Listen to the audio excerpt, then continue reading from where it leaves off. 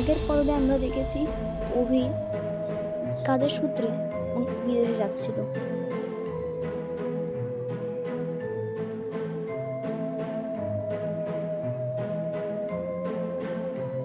এবং বিদেশে যাওয়ার পরে কিছুদিন পর সে আবার তার নিজের গ্রামে ফিরে যায়। কিন্তু যখনই সে ঘরে পৌঁছায় তখন সে তার মাকে অন্যভাবে দেখতে পায় এবং সে ব্যাগ রেখে হাত মুখ ধুতে চায়, কিন্তু এসে দেখে তার মা একজন ডাইনি এবং তারপর সে অজ্ঞান হয়ে যায়।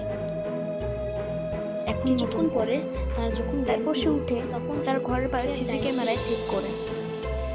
এবং চেক করে যা দেখতে পায় সে তা আসলেই অবাক।